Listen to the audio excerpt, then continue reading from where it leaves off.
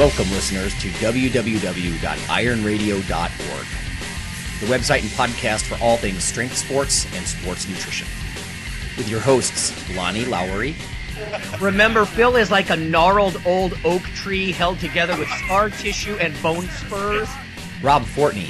And I'm telling you, the pain that I would suffer was beyond excruciating.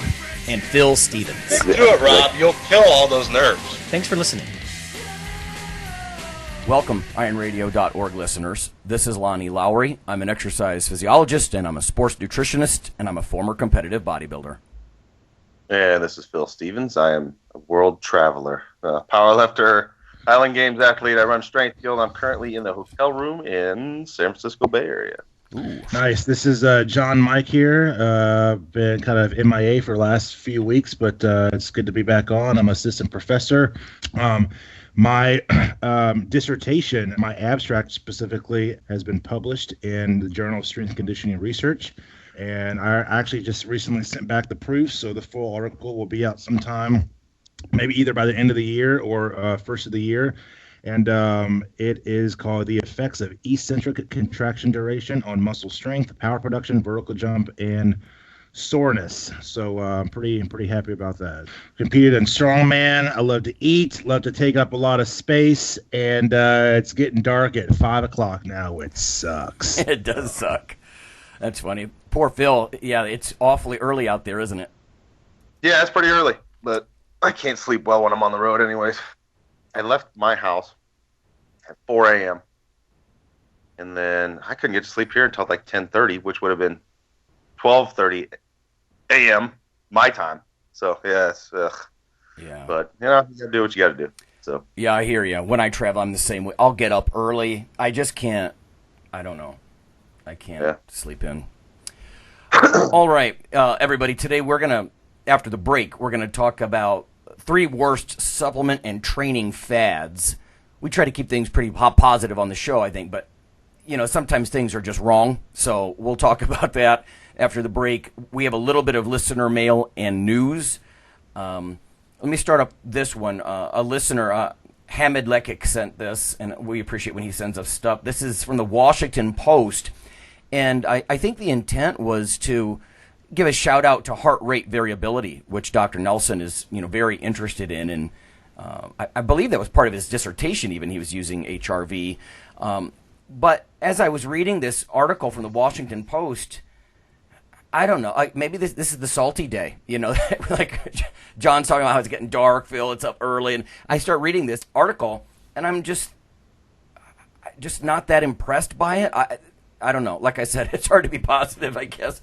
But this is Mike Plunkett wrote this. It's called 2 Ways to Make the Most of Your Workout. No apps or trackers required. So the 2 things that he's talking about is biofeedback and rate of perceived exertion. Mm-hmm. Now, RPE is hardly new. I don't see how this is really, and maybe it's not meant to be new or news in any way, but so there's a couple of comments in here, like it says, how do you make sense of what your body is telling you? Auto-regulation can help. And then there's a number of what I guess I would consider more fitness industry people that they reached out to get their opinions and their quotes, but I don't see that much that's really like academic instructional out of this or like educational in a way, but essentially it says feeling amazing, take advantage of it. Feeling weak, do what you can, but don't push too hard. And I don't know. I guess I just consider this obvious, but I suppose there are trainers out there who they're like, no, we're at this point in the training cycle.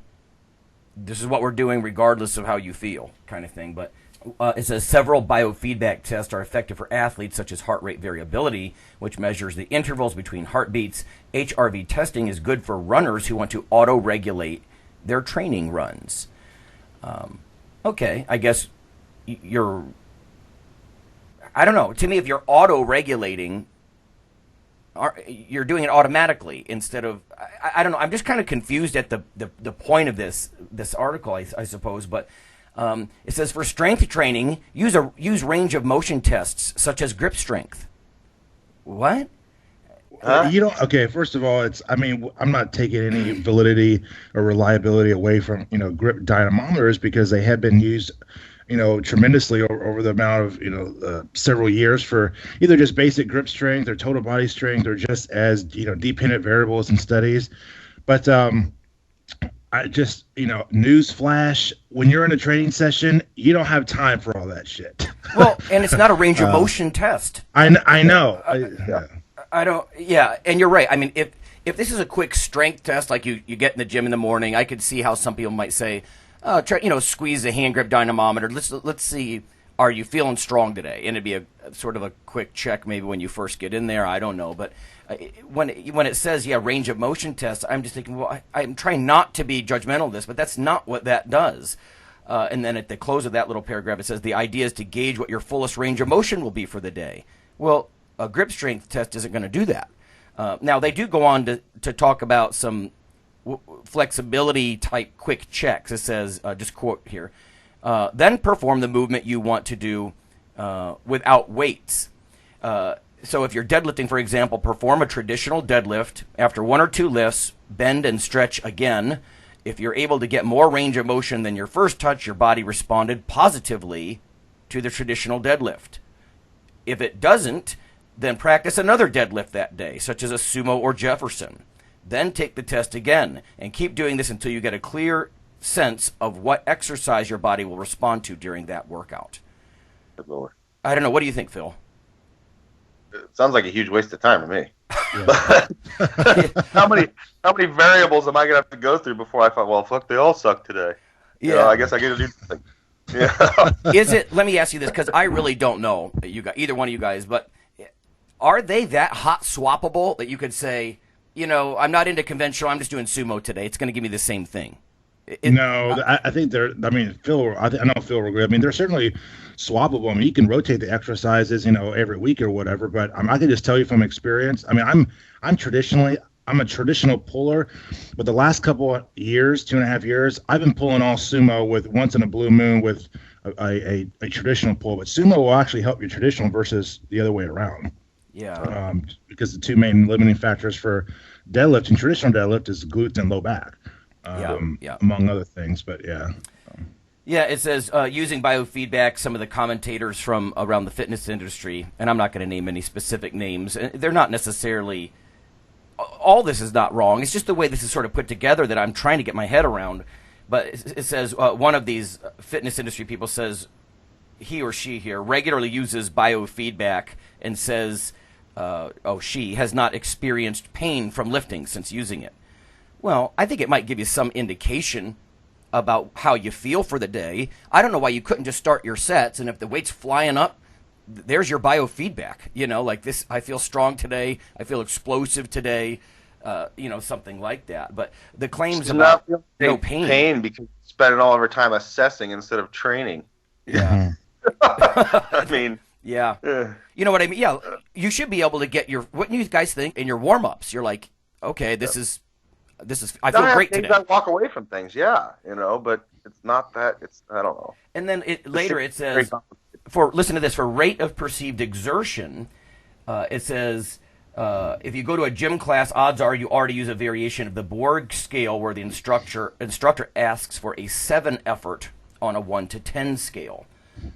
I'm not familiar with instructors wanting that 7, but to me, rate of perceived exertion, that's something you just log in your training log, for the day. I mean, you could try to reach a certain perceived exertion, but I usually just log like across the whole workout, like not during any one moment of exercise, because I think a lot of people need to realize the Borg scale is a 6 to 20 scale, and it's 6 to 20 because it mirrors heart rate, right?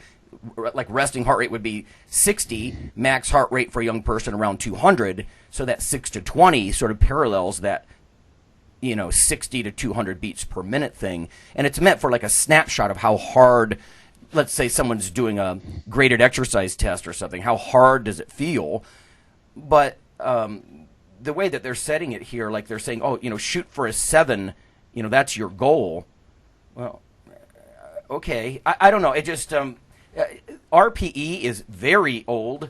And it's a kind of thing that's it's usually meant for more of a snapshot of how hard things are feeling rather than a goal. Like I'm going in today and I'm going to try to get 7 out of 10. That's just what I'm trying to do. There are some advantages to RPE, I think, because it is subjective, right? And so instead of like the amount of weight you're moving or the explosiveness of a rep or some variable from a tendo, you could just say this is how intense it feels to me today. That kind of thing. And I guess that's what they're getting at. If it's auto regulation, like even if it's lighter weights, it still feels like a 7 out of 10 to you today, or a 15 out of 20, and therefore it's intense.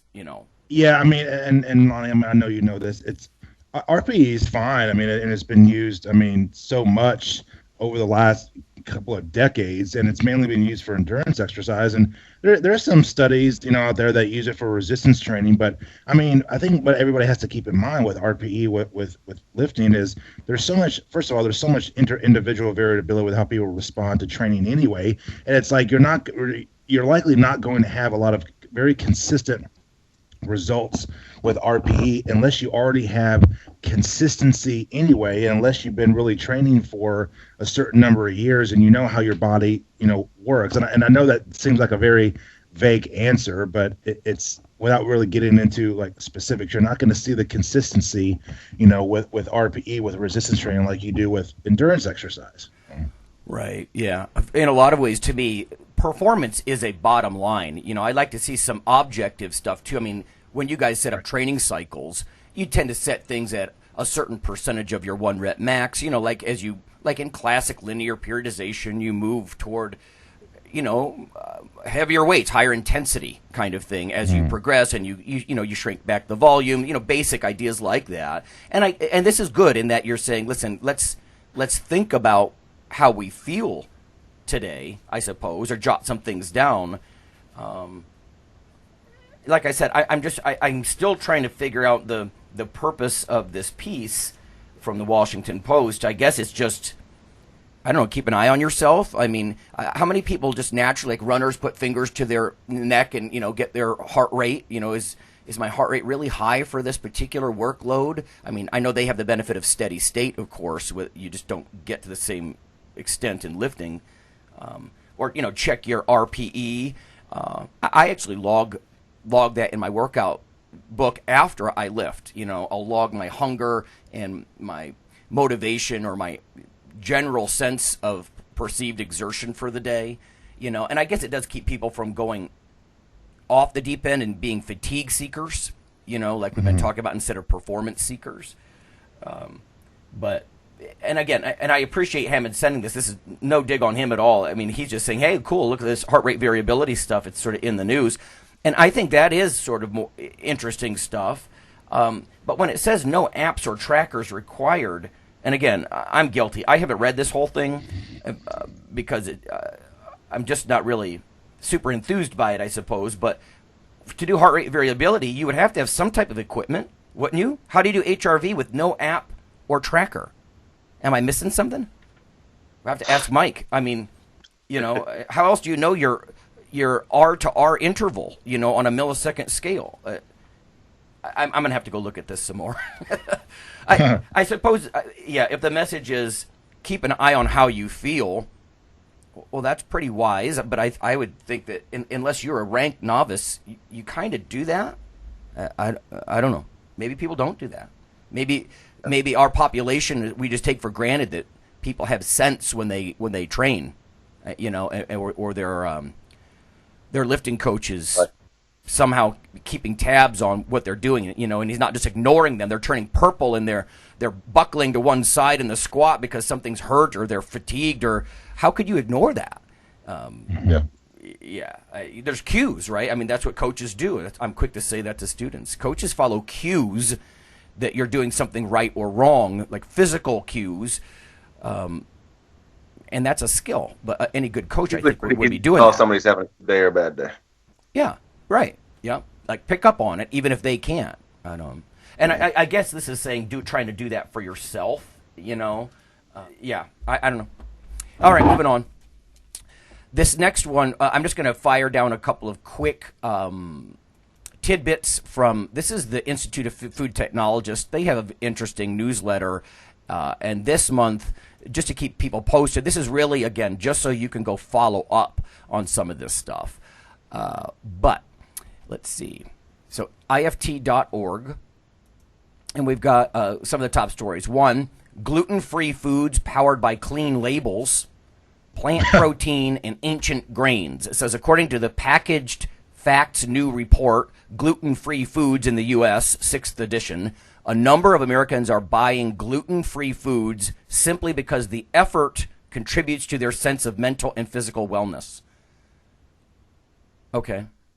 So I'm going to go buy gluten just to make myself feel better. I don't know why I'm doing it. You guys have seen those interviews, like video interviews on the web. Yeah, and I wrote an article for Elite FTS a few years ago about gluten stuff and the history of it, and it doesn't really match up to a lot of the claims, and most of the claims, it doesn't really match up to a lot of the claims, and I know there's some interesting research out there, and there's a few recent ones about how gluten-free diet can, there are some benefits to it.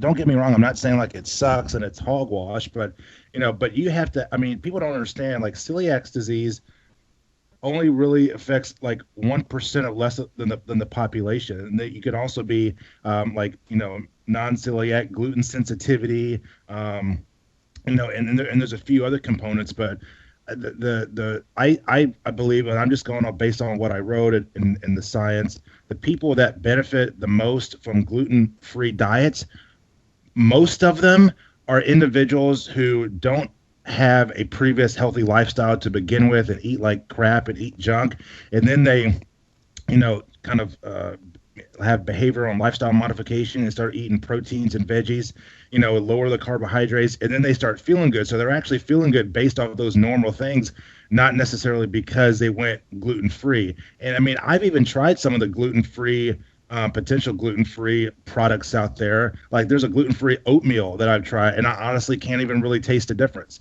But I think in order to be like truly gluten-free, especially like in restaurants, let's say gluten-free this, gluten-free that, you basically have to have an entire section that's kind of closed off, with to have gluten-free. You got to have like a gluten-free like counter. Is your chicken and steak really going to be gluten-free if it's being cooked next to fried foods and all this other stuff? So I think people just they react on emotion and not what's the real truth. I think that's the point of this, really, right? That people are doing it just because it makes them feel good, like they're somehow fit or wellness enthusiasts, and it's in itself, right? I think a lot of people are really misled. If you're talking about tropical or non-tropical sprue, right?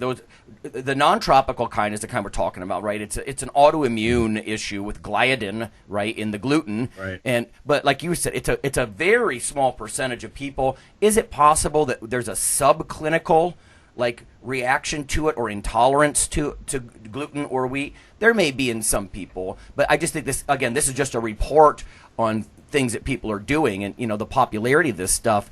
Apparently the marketers have got people to the point where they just consider that like, I'm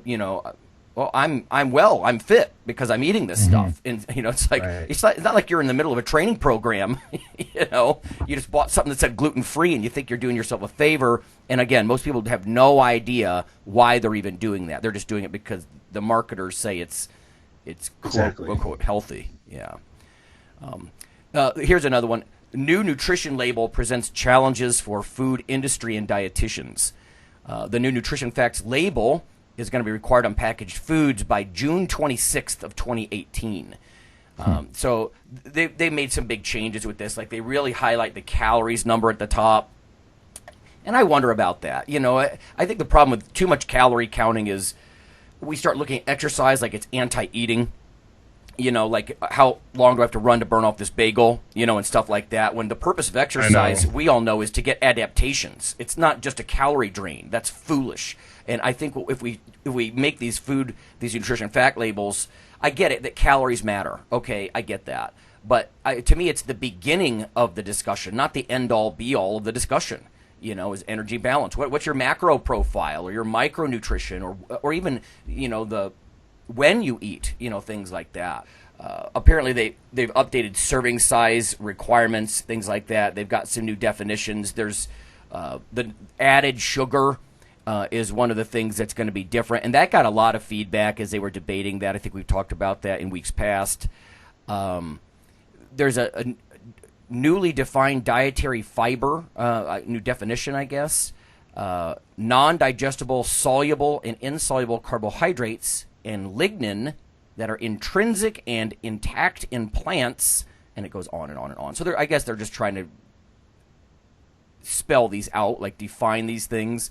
It is true when they make label claims on some of these food labels, like what's light mean? What's low cal mean? What's high fiber mean? And they have rules for all this stuff because marketers, again, probably like with that gluten stuff, they'll just roll with stuff. Like when the feds define light as like LIGHT, and then they put a number on how many fewer calories that is, then the marketers will say, oh, well, I put LITE on the label, not LIGHT. I just misspelled it, and now I can do whatever I want to trick consumers, And so and that's how they do this crap. Anyway, so the new food labels are going to lay down a lot of this stuff. We've talked about this before.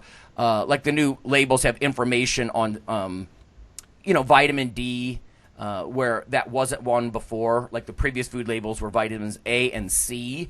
And I think they did that because that's from basically fruits and vegetables, and what do we not eat in the U.S. enough as fruits and vegetables. But I'm glad they've got vitamin D on there. I think a lot of lifters realize that's also a hormone.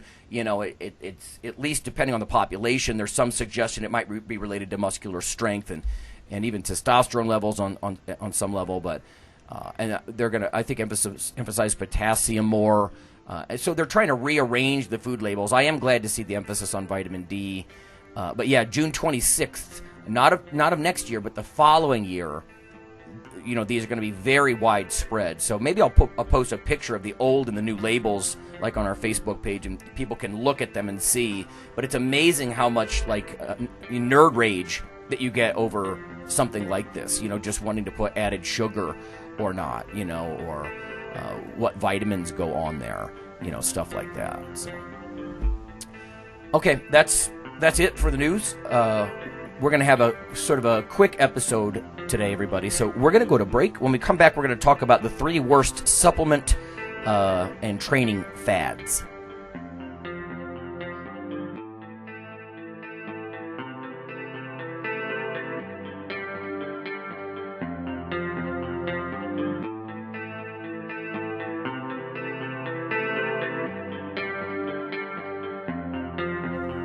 Hey listeners, this is Dr. Lonnie Lowry. If you've ever had anyone critique you on your protein intake as part of your weightlifting lifestyle, oh, you poor meathead, all that extra protein is going to rot your kidneys or weaken your bones or dehydrate you or give you gout or who knows what. There is a book available. You could simply Google CRC Press and Lowry. And what I've done is reach out to experts all over the world and create a book, a single compendium that you can hold up and say, this is why I consume extra protein. This can be very valuable when you're being quote-unquote educated by various professionals on the topic. There's an enormous amount of literature in this book on the safety, the effectiveness, how protein works in cells, the history of protein and weight trainers, much more. So again, please check out CRC Press and Protein and Lowry. You can just Google that, and I do, full disclosure, I do make a small single-digit royalty on the book, but that's not why I did it. I did it so we can all have something, our particular population, to both defend what we do and to inform our nutrition and our eating. Thanks.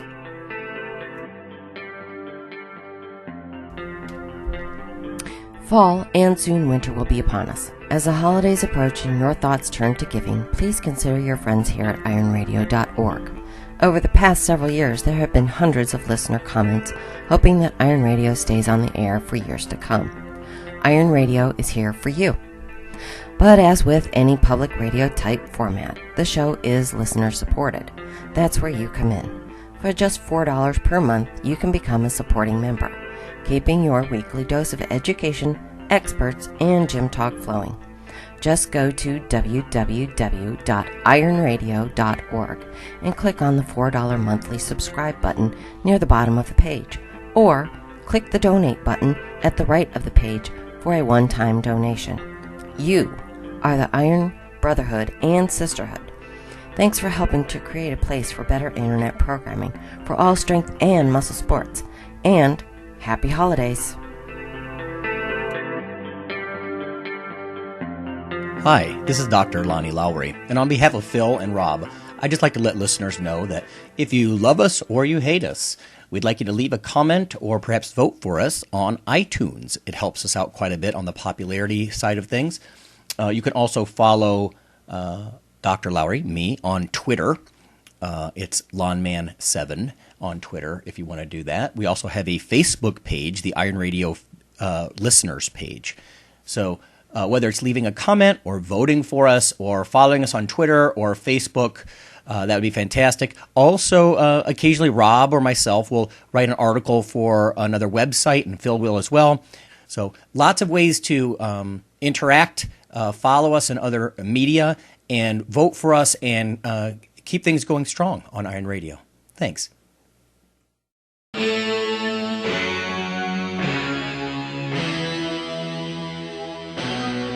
Like your weekly fix of Iron Radio? In addition to being a popular institute on iTunes, we are also on email. Simply go to www.ironradio.org and sign up for the voluntary email. You'll get a once per week email, no more. That's little more than the show notes and a link to the audio. So go for it.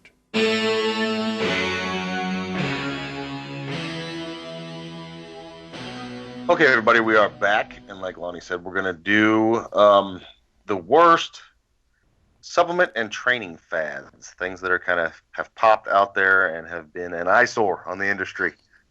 Right. So, got a few, but I don't know, what do you guys got?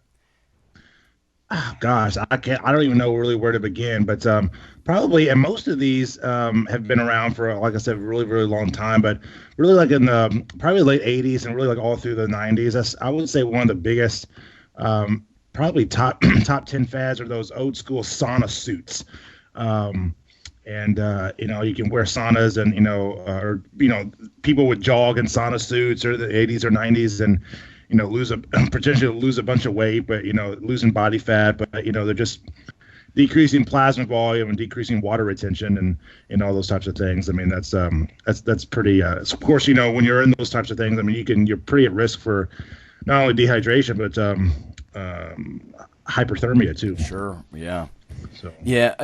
One of the things that came to my mind that jumped out, I was talking about it in class a couple of weeks ago, was the way they put niacin in pre-workout pills and powders. Like, they're doing this to get a cheap tingle, right? And people need to know that if you take 300 milligrams of niacin, I don't mean just little RDA like 16 mgs. I'm talking about like 300 milligrams in that stuff. They're putting it in there and beta-alanine and that kind of stuff to add a tingle, to get that paresthesis effect or niacin flush to somehow make the caffeine seem like more of a rush. But I mean, the caffeine is what's doing it, Now, don't get me wrong. Beta-alanine over time saturates your tissues, but it's not the kind of thing that tingling that you're feeling acutely today is not directly related to how fast you're moving that bar. Yeah, I mean, I can tell you that. We look at this stuff in the lab. But yeah, to me, it's a real cheap trick to put niacin in the pre-workouts, and mostly, not only is it for a cheap thrill, but it also blunts fatty acid mobilization. So it actually hampers fat loss efforts. And so everybody knows pre-workouts, pre-workout products and fat loss products are often the same things. There's some kind of adrenaline-like, right, adrenergic herb. There's some caffeine, stuff like that. And they're just throwing the niacin in there. And again, in these fat loss / pre-workout products. And it's exactly the opposite of what I would do. If I'm going to get on the treadmill and do some medium pace stuff and try to directly burn some fat, oxidize some fat, there's no way I'm taking niacin first. It's just, like I said, they're doing it for a cheap thrill. And literally, it's at the expense of the consumer. It's actually harming fat loss efforts.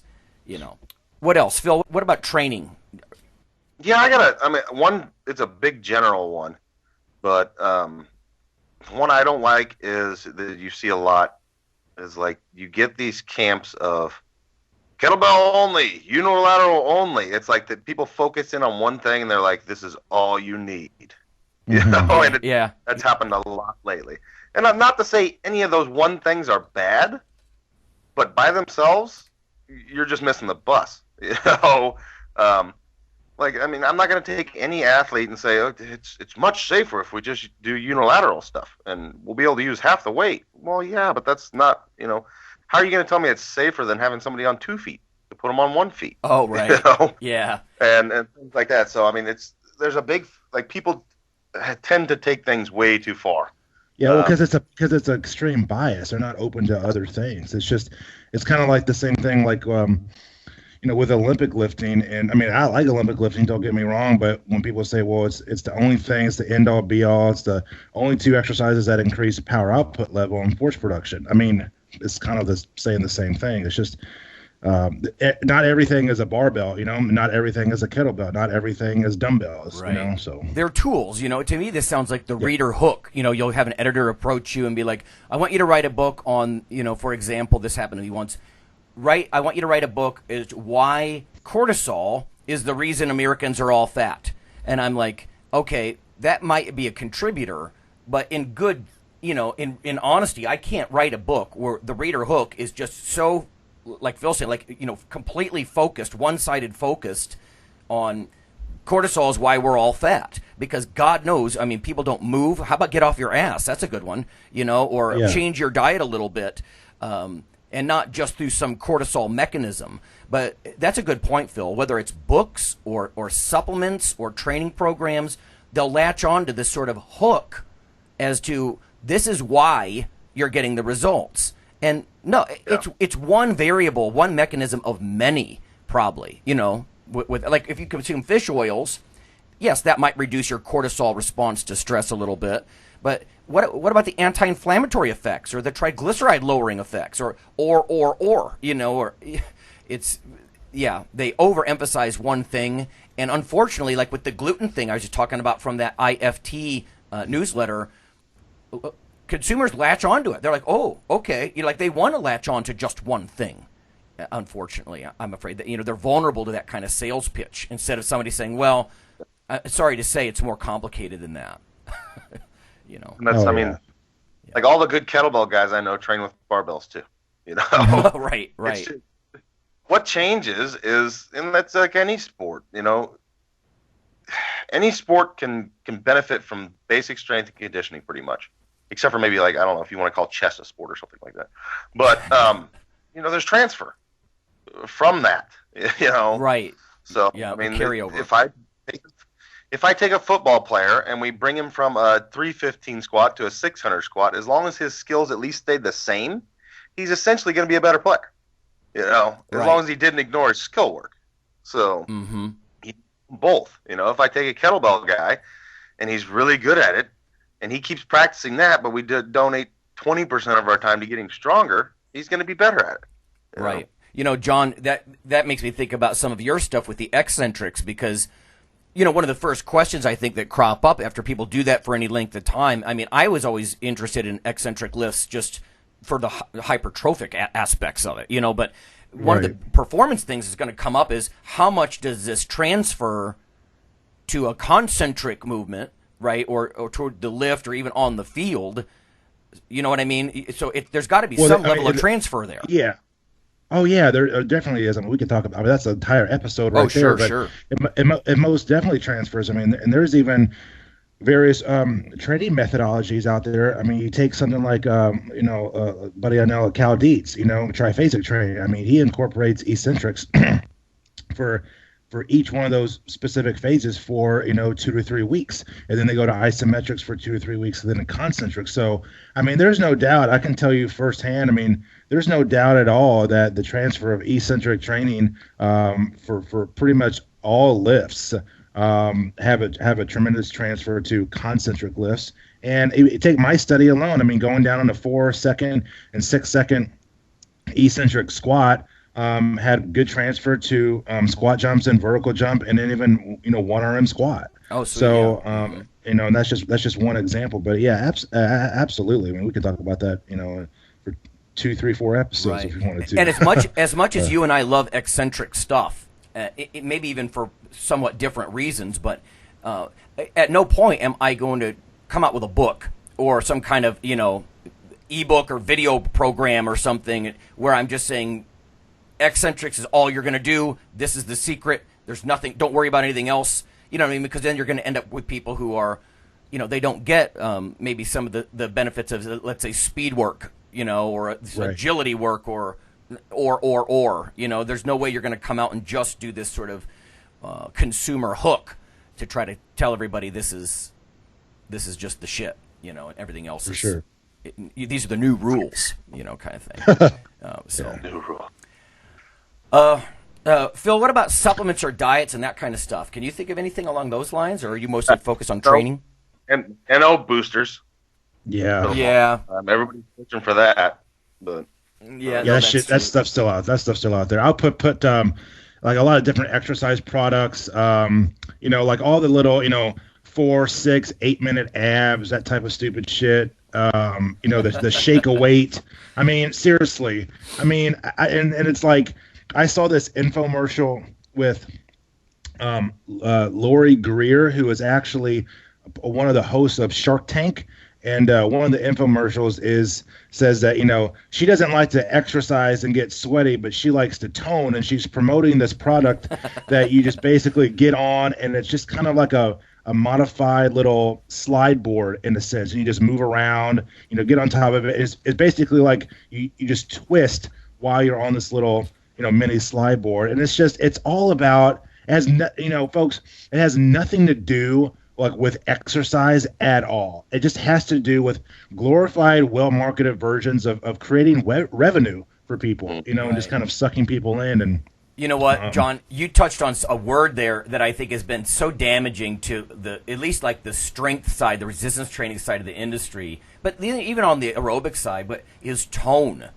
I have no piece of equipment in the lab that measures tone. Right? It's I can get fat-free mass or fat mass in a bod pod. I can do girths. I can do all kinds of body comp tests. What do you mean by tone? Because that leads people down this primrose path where, I don't want to use heavy weight. I'm just trying to tone. It's like tone. If you mean you want to look hard and shapely, I suggest you get your ass under some weight. Exactly. But that whole tone concept, it's so damaging to the Gen Pop. Because don't even get me started. You can't tone fat and bone. Good, right? Thank you. So. I think another one, probably more recent one, I would say. One of my good friends in the industry, and I'm a fan of foam rolling, and I think it does well with increases in range of motion. Helps to facilitate the recovery process, and that's fine. We use it for part of range of motion activation, movement prep. The first 5 minutes or so, but that's different than using various foam rollers to kind of undo like scar tissue. Okay, I don't think most people don't understand, like, you're not gonna fucking undo your scar tissue by foam rolling the soft tissue in 2, 3, 4, 5 minutes. Like, you don't understand how hard and just the nature of soft tissue is. I mean, if you really want to undo like scar tissue, you'll have to do it through surgery. I mean, it's just being able to keep things in context, I think, is a fad in and of itself, that almost like a myth too. It's just people just don't want to keep things in context, or they take things out of context. It's a good point. I mean, think about like a scar, a visible scar on your skin.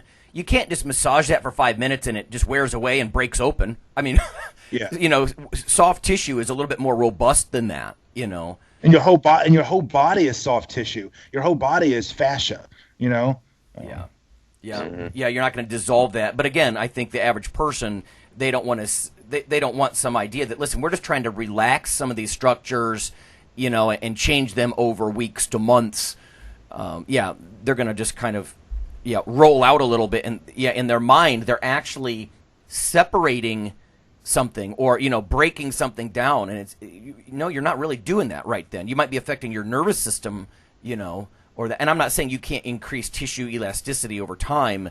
But yeah, you don't, it doesn't work the way a lot of people think, I think. Mm-hmm. What else? Anything else? No, I mean, I just need to come out with a book that's called 10 Years to Awesome. I'll sell like 2 copies. Right, 2. Yeah, that's right. Yeah, it's all about, I mean, I'm not going to say it's all about, but it's just so many people just feed off just laziness, I mean, if you want results, you got to put in the work. You got to put in the time. If you're not putting in the work or not putting in the time, don't expect to have any moderate level of success, with things. I mean, it's just people just want to find the easy road, and typically once you start down that path, and I'm not saying you have to work 23 out of 24 hours, but put in the work, put in the time, and the results show for it. And I just wish that our industry would, and it has, it's come a long way, and we are increasing standards, but on the whole, I wish the industry did not have such a low barrier to entry. Well, I guess that's one of the things that I'm looking at this Washington Post piece. It just doesn't seem, really well thought out, and some of the people that they're speaking to, and again, I don't want to sound ivory tower, like, well, they're not researchers, so we shouldn't listen to them, but it'd be nice to have at least a couple examples of evidence, so we can base some of these things on what I would consider some form of, whether it's, I don't know, research, a truly educated guy or gal giving a professional opinion, instead of just sort of this, let's just cast out a net across the industry, and anybody who wants to jump in, regardless of degrees or certifications or whatever, they're just sort of, I don't know, they have a website, and then we're starting to get quotes from them and stuff, and I think that's just dangerous. We have to move toward a situation where we're making conclusions, not belief. People make belief, it sort of is like faith, right? And there's a time for that, I suppose, but that's making conclusions in the absence of evidence. And we can't, our field can't be like that. We have to be able to make conclusions based on some pretty, hard observations, observe and record types of stuff, And unfortunately, the marketers, of course, know whether it's gluten or it's niacin in your pre-workout or it's some ridiculous piece of attire or workout equipment. People want to believe, and they just prey on that stuff, Yeah. So, there's always going to be the fads and trends, I guess. All right, guys. Well, that's all we've got for this week. Like I said, kind of short episode. Phil's out there in the wee hours in California, and John's busy as hell. And so, but a little bit of news, a little bit of discussion for you this week, and we'll see you next time. Sounds good. There you go. Thank you. See you guys later.